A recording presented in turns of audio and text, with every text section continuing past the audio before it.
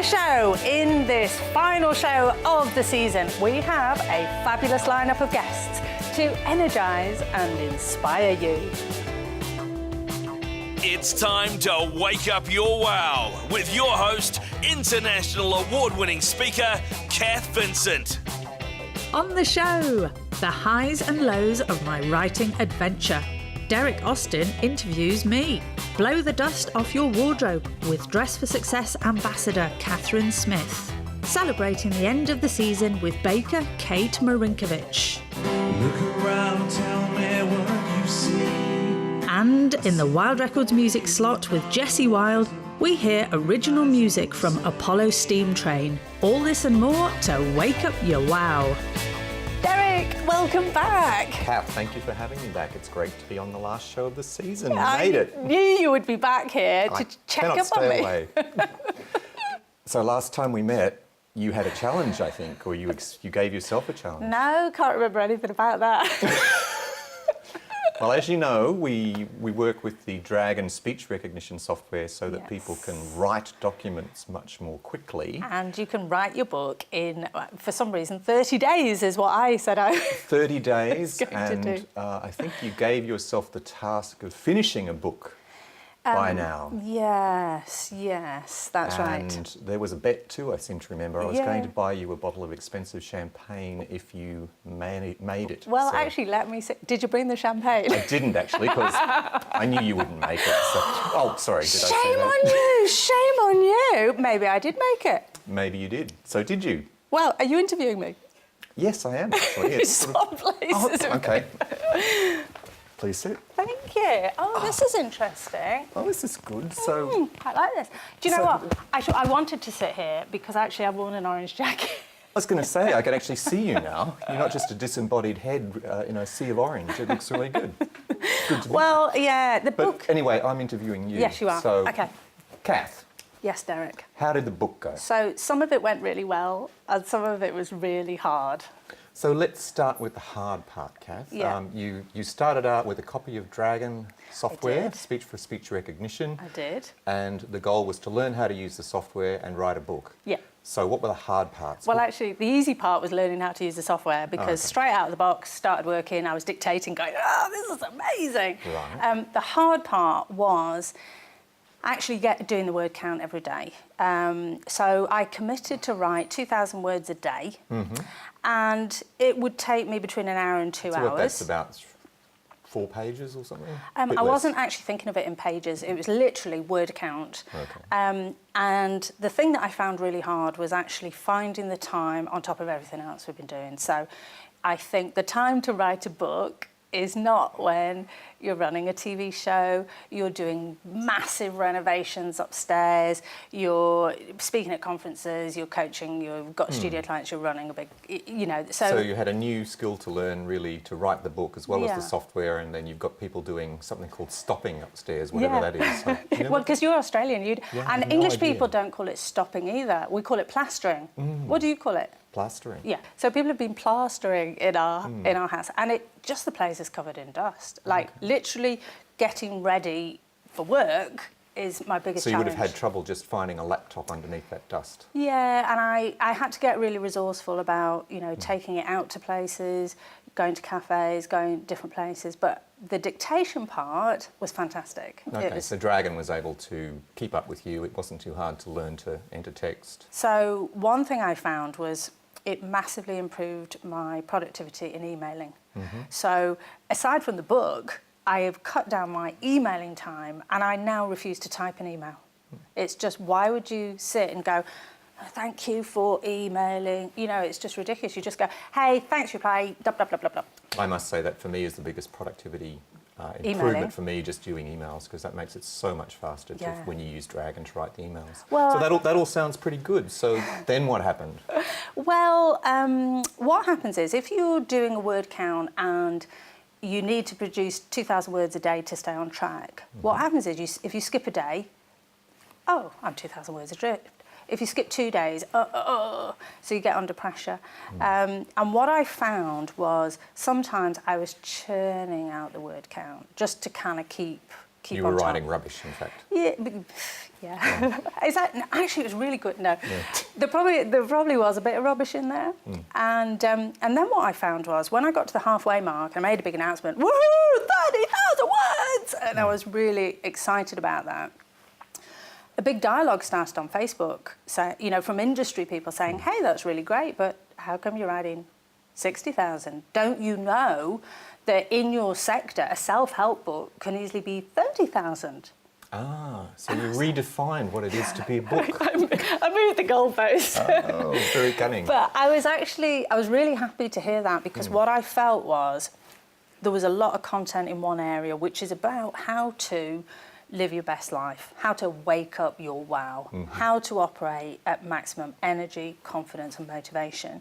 So I had an entire chunk about this, which is about 30,000 words, and all of the rest felt like another book. So what I've found is, yes, I have written a book.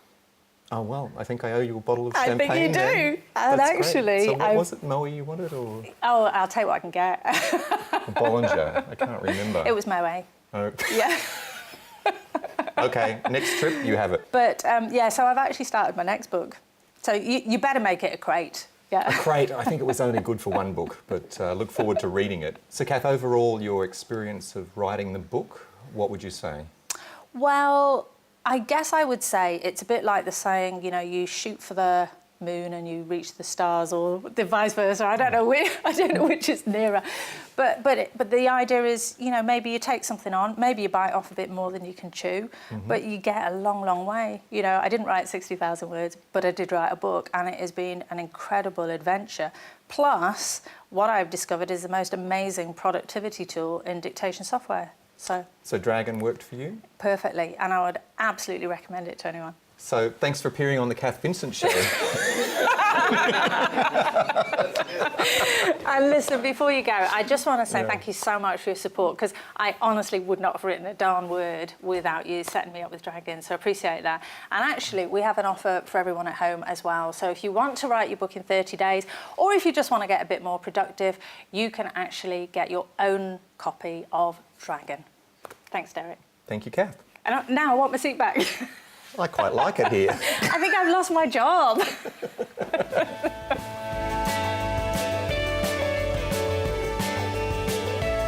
So, Catherine, welcome. Thanks for joining us. Thank you. Now, you are from the charity Dress for Success. We have some dresses here. I saw those dresses. Just the sort of thing you have lying around a studio. Absolutely. I have a lot of these lying around. Yeah. So you're from the not-for-profit Dress for Success. And tell us a bit about what you do. Well, Dress for Success was founded in America in 1997, so we're 20 years old. Congratulations. And we basically empower women who are going back into the workforce. So we provide complete outfits for them to go out and do their job interviews, and then when they get the job, we give them a second outfit and go, away you go, sister, you're in charge. So the organisation's 20 years old, and how long have you been going in New Zealand? In New Zealand, a woman called Judy Hartley started us late 1999, and so we're 18 years. So we were one of their first international affiliates.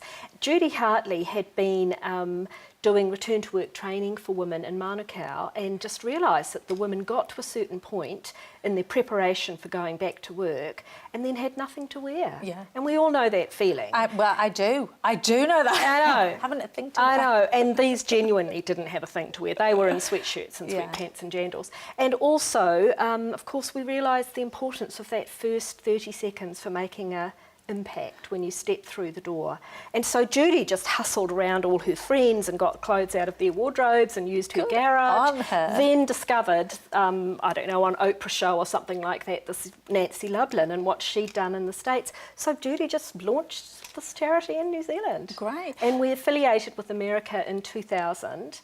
And so we've sort of always been sisters around the world with them. Oh, that's fantastic. And it's a good point that you make about, this kind of 30 seconds to make an impression. That's very important. Yeah. But then the other part of it is how you actually feel when you rock up to an interview. That's right. And many of our women have never had anyone help them dress. Yeah. And so a large part of what we do is it's an appointment dressing, and we have a personal dresser that actually says, you know, you can do this and you can do that and you can break out, Yeah. and you want to be dressing, you know, the old cliche of the jobs that you want next up the ladder. Yes. And so don't go, oh, I'll only just be wearing a t-shirt because I'll be starting in the call centre. Yeah. We're saying, yes, but do you want to be the call centre supervisor and be running the whole operation in 5 years' time? We can help you get there. Brilliant. Well, that's Yeah. great. That is actually great advice for everyone, Yeah. isn't it? You know, Yeah. wherever you are, dressing for the next level up. That's right, that's Yeah. right. And also kind of enjoying the fact of your brand and your difference and all of that kind of stuff. I mean, I look at you and I go, there's no mistaking.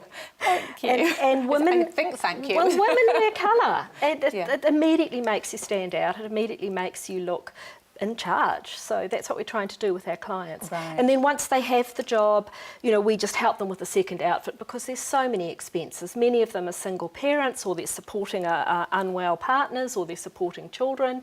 And so they're not going to have the money to go and get new outfits the day they start work. That's a Yes. long way down the track. Actually, for that's them. a really good point. Yeah. You know, we all kind of put the effort into the interview and Yeah. then actually what next? Yeah. Well, listen, I have had a really, really big clear out, and it is long overdue because, you know, as you may know, I spent years and years in corporates or in the suits all the time, and I have a bunch of clothes that really... Gorgeous. I really don't wear these Yeah. anymore, Yeah. so I can't justify hanging on to them.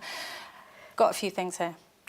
They're beautiful. Do you think we Yes. can dress someone up in these and send them out to get an amazing job and a good start in Oh life? yeah, absolutely, absolutely. And you know, if you like, you could just put a little note in one of the pockets with Oh, love from cool. Cath. Oh my goodness, and go. I would love to do that. Yeah. And then the other thing you can do is for our 20th anniversary campaign around the world, Yeah. we're doing Open the Door campaign, it's called. So it's hashtag Open the Door. And you show a picture of a door with a shoe in it and a woman who helped you step up the ladder somehow. Oh my goodness, that's a fantastic It's gorgeous, idea. isn't it? And then when our woman wears the suit to her interview, she can do Open the Door and Cath. Oh my goodness, This is that really- yeah. I definitely want to be involved in Yeah. that. I have to Yeah. tell you, actually, one of these, you notice there's a lot of grey because, as I say, that's my previous life. But this one here, we did actually have on a show. So if somebody is wearing how that, they'll, cool. you know, Yeah. it has been on a show. Well, we used to get a lot of deliveries from TVNZ costume department, Did you? and they were all these little tiny Patrick Steele coloured jackets, no bottoms, because of course it was the days when newsreaders sat like this. And you knew, oh, we've had the delivery from the and all the TV studios. It was just so beautiful. And we do get a lot of stuff that's not strictly corporate wear because, yes, you'll wear that for your first interview, but, you know, once you're back in the office, be a bit more it's relaxed. much more relaxed. And then also now what we can do is clothing that doesn't get dressed on clients, we can then put into a clothing sale, Yeah. and that raises money for us because we always need to buy plus size clothing, we often need to buy plus size shoes, Yeah. sometimes we're buying lingerie, you know, the cosmetics people donate, and also it just pays for all our expenses. Oh, that's brilliant. yeah. So not only are you dressing women in these clothes, you're also selling some clothes to raise money for Money. them as well. Exactly. Fantastic. And the clients all come back and dress, so they can get some amazing outfits, you know, instead Yeah. of going to the op shops. And Well, listen, if you have any spare clothes that came from a TV show, just send them. I know. Woman in need right here, you know. I think you've got it down, Pat. Well, listen, that's absolutely fantastic. And please do involve us in the next campaign. We'd love to help out that would be and great. help open the doors for women going back to work. Yes. Thank you very much. Thank you.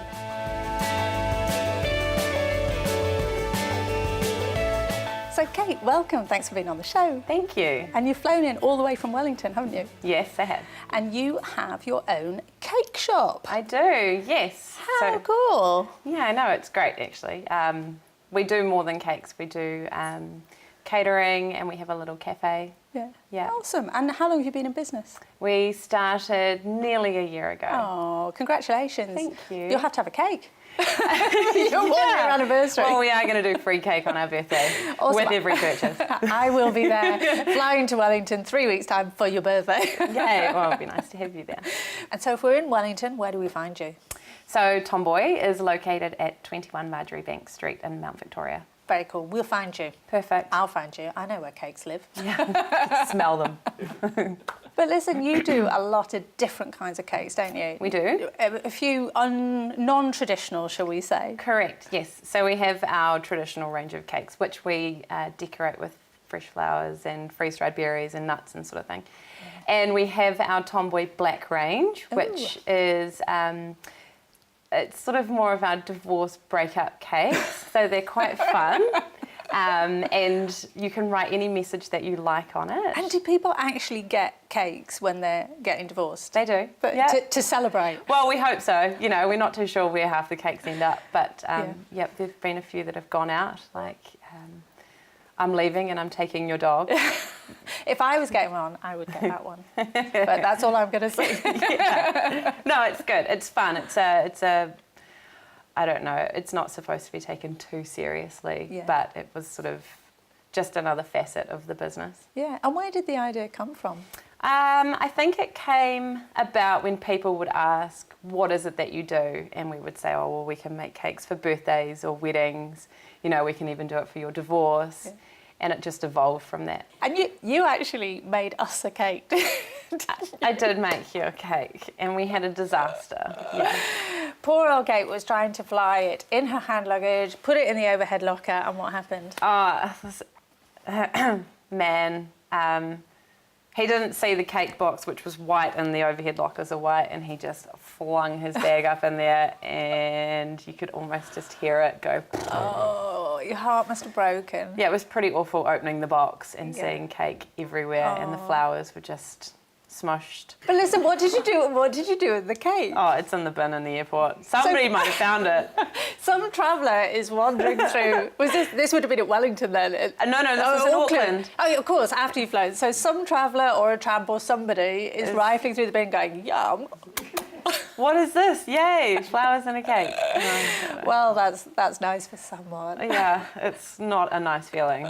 But, you know, we have talked a lot on the show about failure, about things going wrong, you know, things that you try don't work out sometimes, you know, so you would have had your fair share of experience of that. Oh, absolutely, every day, you know, recipe testing, that sort of thing, you know, there's always failures, but you just have to keep trying. I guess that's the point, you know, you test things and it's fail, fail, fail, fail. Success! Exactly, yeah. Or even if you do something for the first time and it works and then the second time it doesn't, you have to go back and go, well, what happened? Yeah. So I guess cake making is one big experiment. It is, yeah, it is, absolutely. We do, you know, like, I mean, we do more than cakes. Like I say, we have a cafe, and that is, you know, trial and error every single day. Yeah. And so you've been in business now for less than a year, so you must have been learning a lot in the last year. Yeah, absolutely. Yeah, it's, as I say, day to day. It's there's always something new to learn, but you know, it's very rewarding. Even failures are rewarding because you do learn from them. Yeah. What's your biggest challenge that you've learned from in the last year? Budgeting, probably. Yeah. Really, you know, budgeting is such a important, crucial part of the business, and not being frivolous and watching where we spend the money and. Yeah.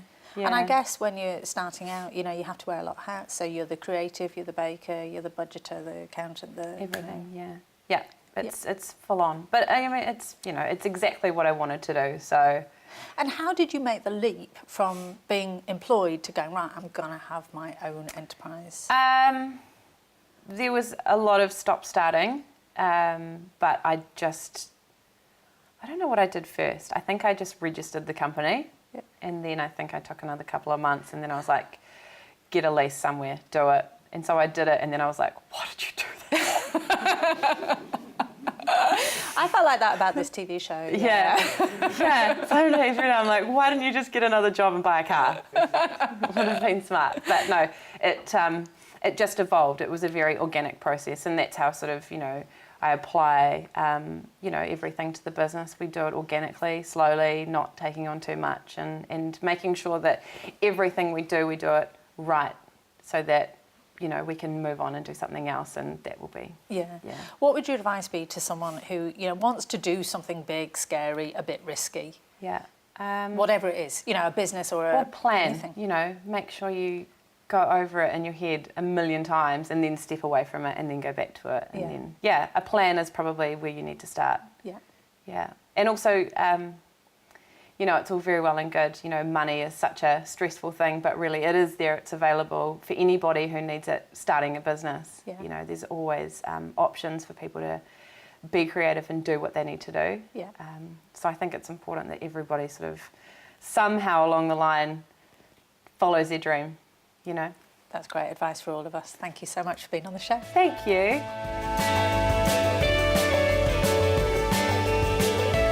Jesse, welcome back. Great to be here. Can you believe we are on the final episode of season 3? Wow, episode 10. Yeah, went really quickly, didn't it? It has, and it's been 3 seasons, 30 episodes. Yeah, it's amazing. And actually, this is the first season that we've done here. And of course, in the meantime, we've been renovating. Yeah, I think when we started season 1, I remember thinking, God, it's a real pain, like driving into the city. It'd be so much easier if we had our own building. Yeah, because that's what most people would think, isn't it? Yeah, I know. And so we bought a building and we completely gutted it and revamped it. Really easy stuff. Yeah, no, it was really incredibly hard, wasn't it? Do you know, the entire year's been hard. When I think of this whole episode, really feels like the end of an era, and the end of the building phase, the end of writing the book, the end of the season. It's been a big challenge, and I think having someone in your life that challenges you and something in your life that challenges you is really important. Yeah, I'd agree. Next week, we're off to Germany. Oh yeah, no, that's not, you see, that actually doesn't sound like a challenge to me. That sounds like a well-deserved break. Yeah, well, we're going to do some family time, but we're going to mix in a little bit of business because the one thing the studio's been missing is a record lathe, a vinyl lathe. A vinyl lathe, so to make vinyl records. To make vinyl records, you know, because How cool. there's no one in the North Island, as far as I know. If there is anyone, let me know. But as far as I know, there's no one in the North Island of New Zealand making vinyl. Wow. So you'll be able to record in the studio, print. Do you print to vinyl? Is that what you said? Lathe. You hand lathe the vinyl with I think it's done with a diamond cutter. Yeah. And so the lathe, I have to go to Germany and we have to do some training, learn how to do it, and that's when we can import the lathe. The whole thing is, I've always wanted to have like maybe a live band in here recording. We either record direct to vinyl and stick it in the jukebox. Hey, that would be so cool. You can have your record release party here at Studio 38. Exactly, and we can hand lathe vinyl for, you can sell at your gigs and things like that. You know, something a bit more exclusive, a bit more boutique. Well, and that's a great idea for musicians. I think so. So, hey, what musicians are recording in the studio right now? Well, we've got a few. And right now we have Apollo SteamTrain. Cool. And they're about to do a song for us. Well, let's hear it. Let's do it.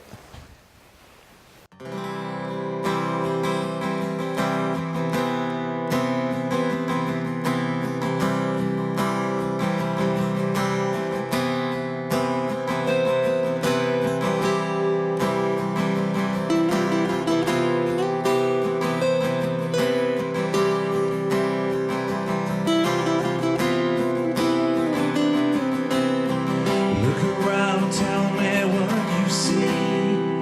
I see before you, none the wiser, improvising the same. It seems the electric sun has gone away. It's gone and left us synchronizing halos in the rain. So the time is right to realize feelings that are in your mind. Your hopes and dreams are calling out. They wanna turn to actions. So never say it seems too hard. Never quit before you start. 'Cause you don't know the bright lights could be shining around the corner in your mind. In your mind.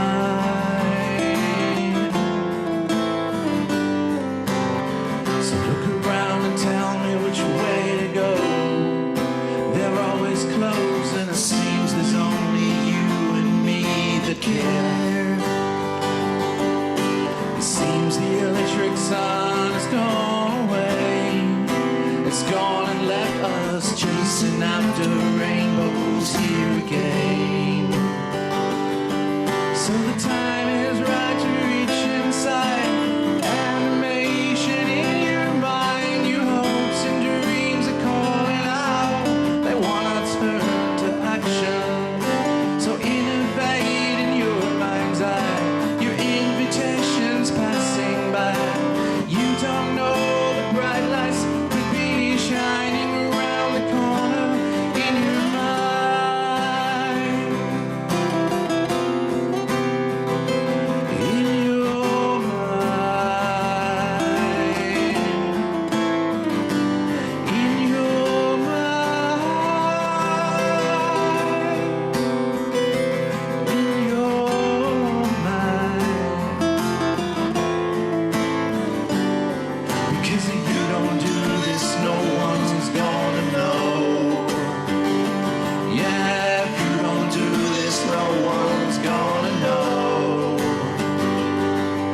When you don't do this, no one is gonna know that you're alive.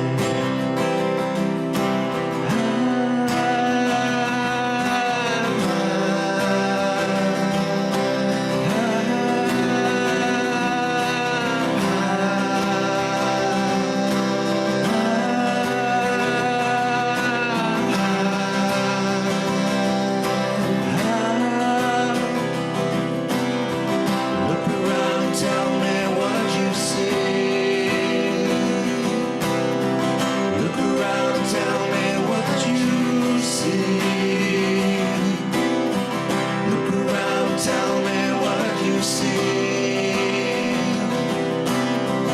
Look around, tell me what you see.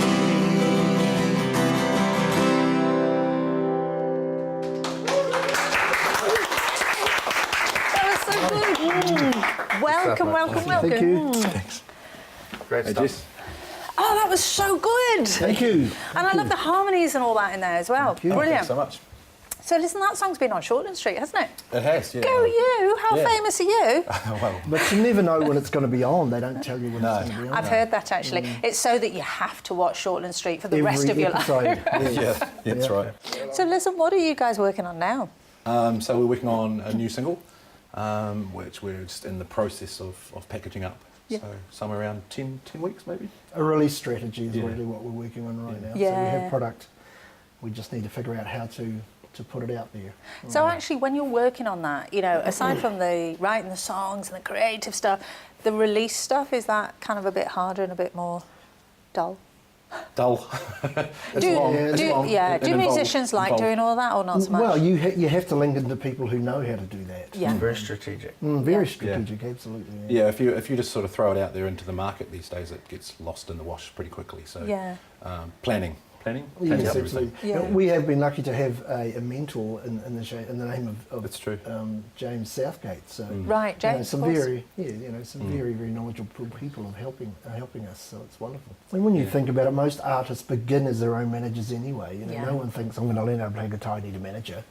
Yeah, well, it's you that decided to go and record something in the first place, or even get up on a stage and try and play. So Yeah, absolutely. It all starts with you. it does. It's great to have a good team around you, and the MMF and Songworker are good parts of your team. Well, Absolutely. actually, that is a great advice for anyone, whether they're a musician or in business. Absolutely. Get a good team around And, you. and if you're the smartest guy on your team, there's something wrong with your team. That's true. Well, listen, thank you so much for joining us on the show. Thanks for having us. Thank you. My thanks to all my special guests, to Derek, to Catherine, to Kate, to Brendan and Les, and of course, our very own Jessie Wilde.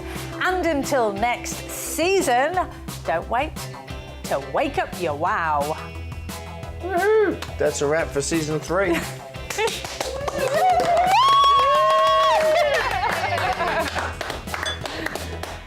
Come on in, everybody. Here we go. That's it. Production line. Pull faster, Jessie. Pull faster. We got a few. Yeah, did well. Here we go. Cheers. Who needs this one?